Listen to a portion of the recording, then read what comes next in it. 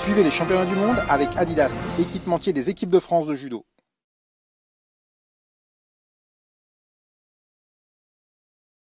Nous voici installés tout près des tapis dans la grande salle du Palais Omnisport de Paris-Bercy. Nous sommes assis sur les poufs qui servent aux photographes dans la journée à photographier les athlètes, les combattants. Derrière nous, la tapis 2, Teddy Riner vient de mettre un dernier hippon il y a une petite heure de ça pour devenir champion du monde. C'est son 5e titre de champion du monde. C'était un très grand moment. Hier, on peut dire que c'était la journée de l'émotion avec Lucie Descosses et Audrey Cheméo derrière. Aujourd'hui, c'était une journée éclatante. Teddy Riner était attendu. Il est venu et il est venu en force, si j'ose dire. Il est venu dans toute son expression. Il a vraiment impressionné tout le monde. Il a même bluffé les gens, bluffé aussi les observateurs, les techniciens, les professionnels, qui n'attendaient pas une telle expression de judo de sa part, une telle domination, une telle supériorité, même si on pensait qu'il allait devenir champion du monde.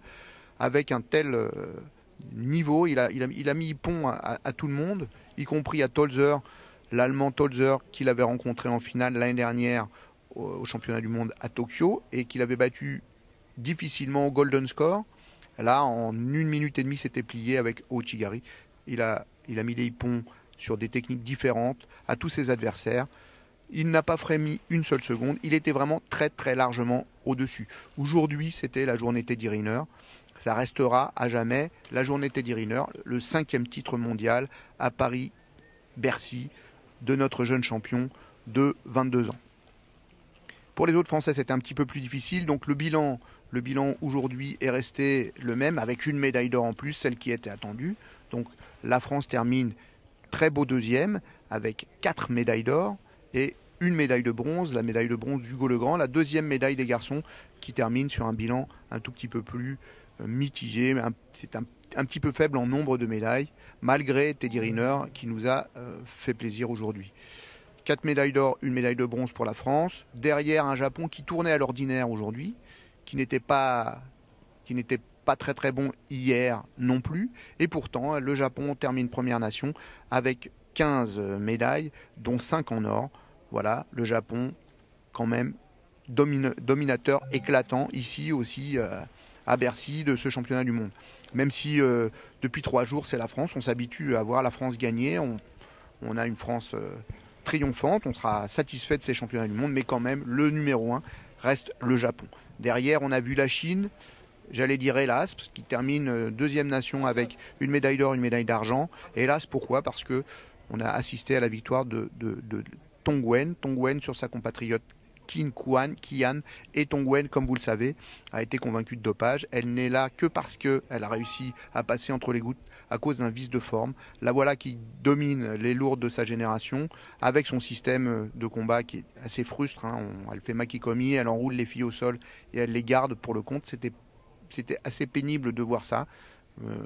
Une athlète qui était convaincue de dopage et qui devient championne du monde. Mais voilà, la Chine, grâce à ça, 2 médailles, une finale, 2 médailles, une médaille d'or, une médaille d'argent. La voilà, 3e nation. 3e nation devant la Russie.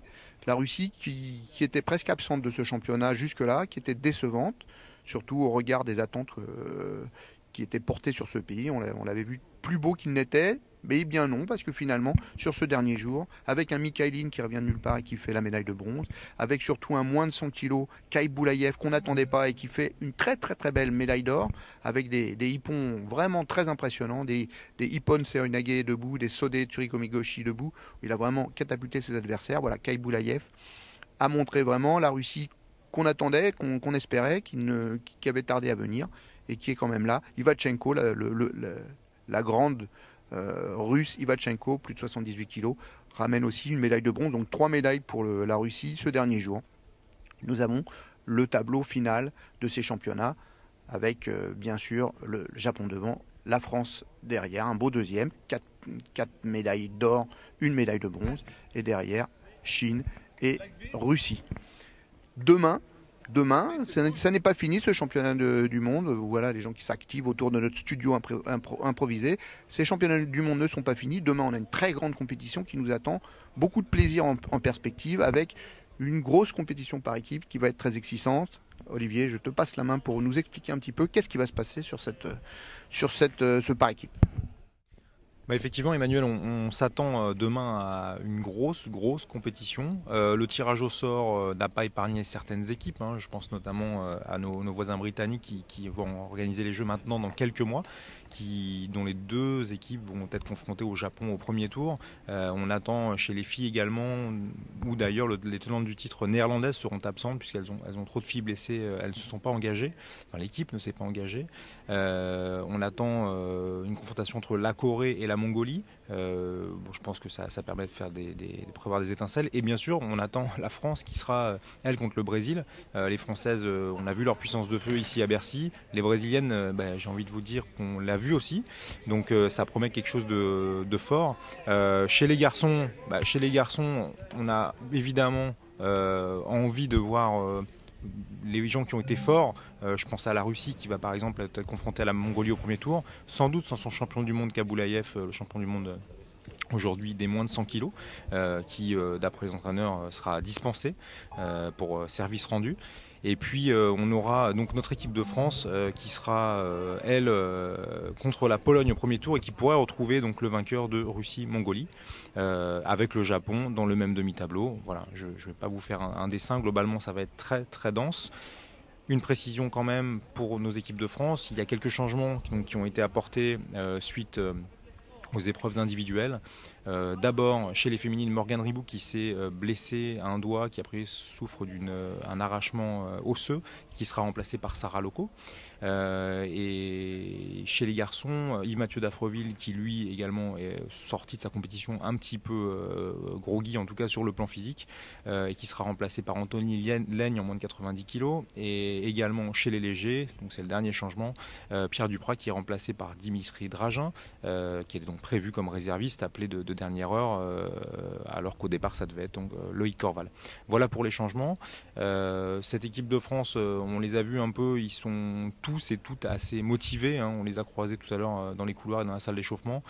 Ça promet, avec ce qu'on a vu aujourd'hui, est-ce que tu décrives un petit peu, c'est monté en puissance. On attend vraiment que les gens se passionnent pour ce par équipe. En tout cas, les combattants, eux, sont prêts, nous aussi. Donc on vous fera le bilan demain pour savoir ce qui s'est passé et puis surtout en espérant que voilà, on va encore vous faire vivre des choses passionnantes ici à Bercy. En tout cas, nous, on s'en lasse pas. À bientôt.